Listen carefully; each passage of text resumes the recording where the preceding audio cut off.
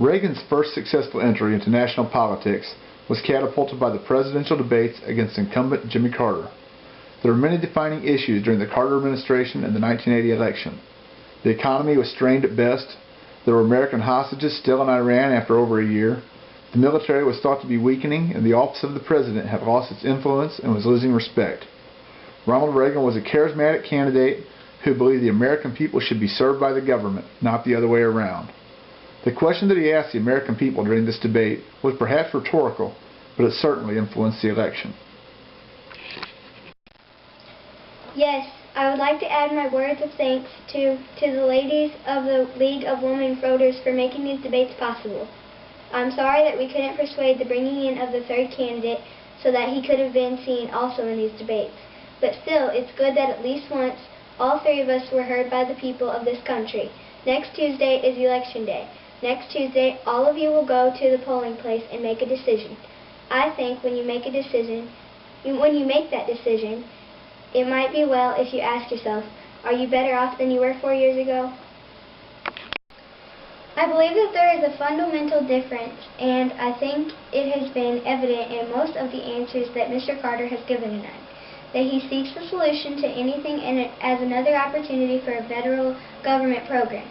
I happen to believe the federal government has usurped powers of autonomy and authority that belong back to the state and local level.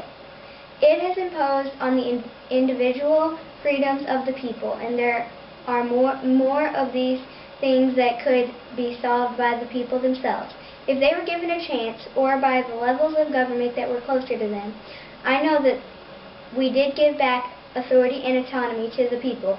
I would have liked to have a crusade today, and I would like to lead that crusade with your help. And it would be one to take government off the backs of the great people of this country and turn you loose again to do those things that I know you can do so well, because you did them and made this country great. Thank you. During President Reagan's first inaugural address on January 20th, 1981, he again emphasized how he interpreted the role of the government and its place among the people. In this present crisis, government is not the solution to our problem. Government is the problem. From time to time, we've been tempted to believe the society has become too complex to be managed by self-rule, that government by an elite group is superior to government for by and the people. Well, if no one among us is capable of governing himself, then who among us has the capacity to govern someone else? All of us together in and out of the government must bear the burden. The solutions we seek must be equitable, with no one group signaled out to pay a higher price. We hear much of the special interest groups. Well, our concern must be for a special interest group that has been too long neglected. It knows no sectional boundaries or ethnic and racial divisions, and it crosses political party lines. It is made up of men and women who raise our food, patrol our streets, man our mines and factories, teach our children, keep our homes, and heal us when we're sick. Professionals, industrialists, shopkeepers, clerks, cabbies, and truck drivers. They are, in short, we the people, this breed called Americans. When the Space Shuttle Challenger lifted off on the 28th of January, 1986, Christy McAuliffe was about to become the first teacher in space. School children all over America were watching as history was about to be made, but no one expected the history that followed. 73 seconds after launch, the Space Shuttle Challenger exploded in the skies above the Atlantic Ocean. President Reagan, a leader who had a unique ability to unite people in the face of crisis and conflict, addressed the nation. There's a coincidence today. On this day, 390 years ago, the great explorer Sir Francis Drake died aboard the ship off the coast of Panama. In his lifetime, the great frontiers were the oceans, and a historian later said, he lived by the sea, died on it, and was buried in it. Well, today we can say that of the Challenger crew, their dedication was like Drake's, complete. The crew of the Space Shuttle Challenger honored us by the manner in which they lived their lives. We will never forget them, nor the last time we saw them. This morning, as they prepared for their journey and waved goodbye and slipped the surly bonds of earth, to touch the face of God. On June 12, 1987, President Reagan illustrated his desire for equality and justice as he stood before the Brandenburg Gate, imploring, demanding that Secretary General Gorbachev come down to the gate and allow freedom to flow from west to east across Europe. As he looked out and noticed the words spray painted on the wall that said, "This wall will fall, beliefs become reality." The words he spoke rang out and a fire was ignited. The flames of democracy would soon sweep across Europe and leave communism smoldering on the ash heaps of history.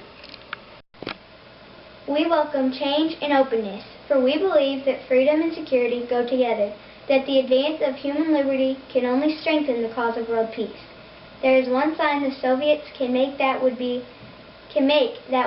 unmistakable, that would advance dramatically the cause of freedom and peace.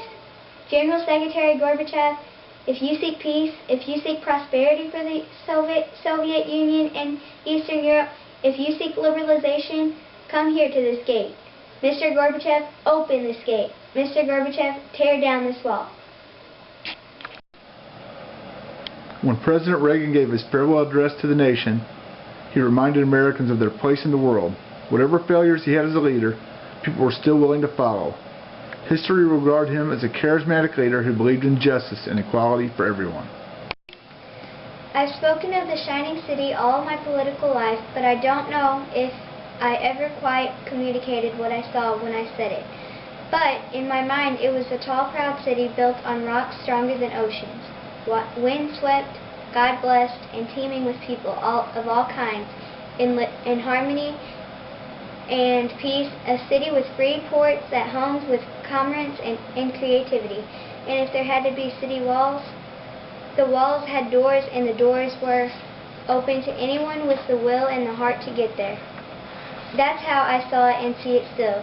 And how stands the city on this winter night, more prosperous, more secure and happier than it was 8 years ago. But more than that, after 200 years, 2 centuries, she still stands strong and true on the granite ridge, and her glow has held steady no matter what storm. And she's still a beacon, still a magnet for all who must have freedom, for all the pilgrims from all the lost places who are hurtling through the darkness toward home. President Ronald Reagan.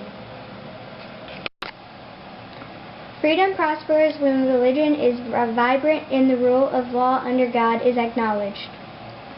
The greatest leader is not necessarily the one who does the greatest things. He is the one that gets the people to do the greatest things.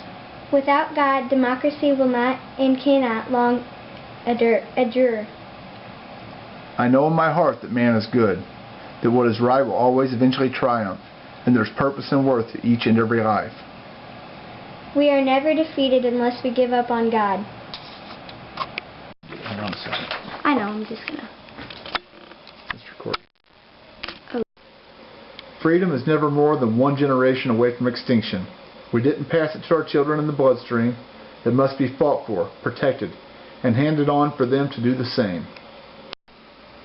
Entrepreneurs and their small enterprises are responsible for almost all the economic growth in the United States.